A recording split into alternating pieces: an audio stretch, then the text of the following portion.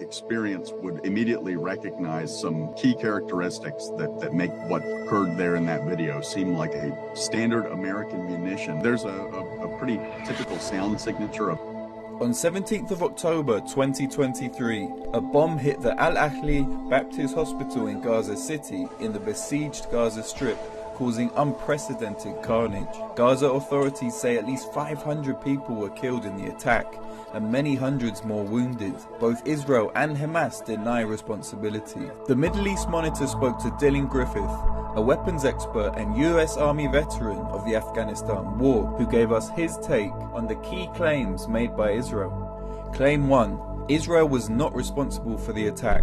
For anyone that has any amount of experience being around explosives, and certainly a lot of Army combat veterans are going to have a similar experience who were in the Middle East, especially in Iraq and Afghanistan, and maybe had called in airstrikes on compounds or facilities.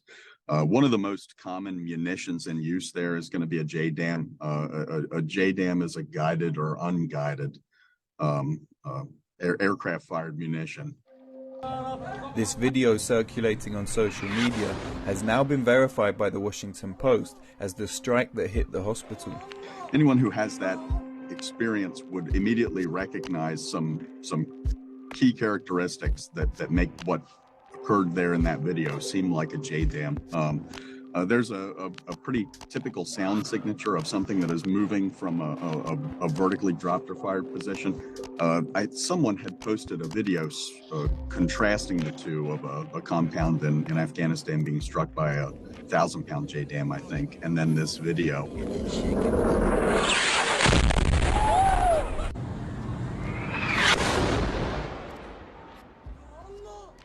The sound characteristic of the video, it seems to me that it would be indicative of a guided munition, because you get that whistling of the fins correcting on the way down to the hospital. But, you know, anything with a tail kit on the back of it, with fins on the back of it, could make a similar sound. So it's tough to know, but it did seem to hit exactly where it was intended to hit. Claim 2. The rocket came from Hamas or Islamic Jihad. Hamas uses rockets up to the 400-kilogram mark, which is very large, but those are more rare. The typical rocket that Hamas would be firing would be in the 5 to 25-kilogram mark, which is vastly less explosive than you would have seen even in that video, even at night with as much light as there was. Wow.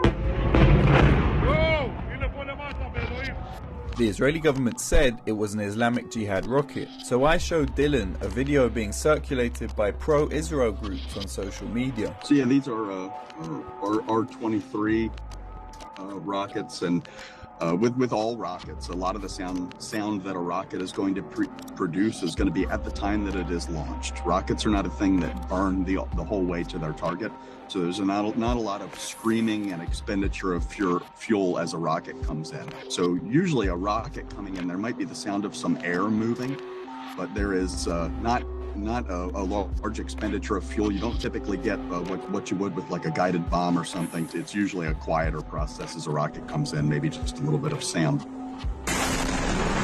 Certainly not what you would see in the video that is being passed around as the impact on the hospital. Claim 3. The Hamas rocket failed in the air, and that's why it landed on the hospital. Usually when a rocket fails and falls to the ground, there's a bit of an extended explosion period, because the fuel will combust over a period of time, and the explosives that are in there will ignite in a fashion that was not as intended. So not warhead first necessarily. It's a bit more of an extended type of an explosion. So it definitely does not seem like it would be a failed Hamas rocket attack.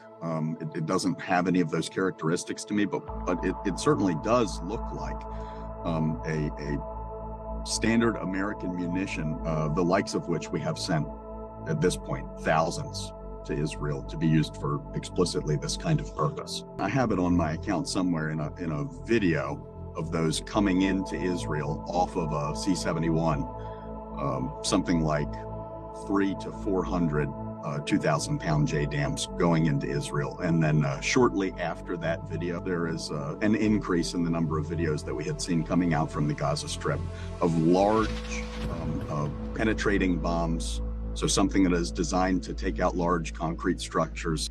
Claim 4. Israel doesn't bomb hospitals. A claim that is very straightforward to refute given Israel bombed the same hospital just 2 days before. This was not something that had occurred just out of nowhere. The previous day, the people in that hospital had been warned by the IDF that the hospital was going to be struck. So it certainly was a plan, and it was an explicit plan. It does seem to me the IDF maybe had intended to strike this hospital, had hoped that people would have evacuated out of it before that had occurred, and when they did not, and they struck it anyway, immediately went into damage control mode. That's what it looks like to me.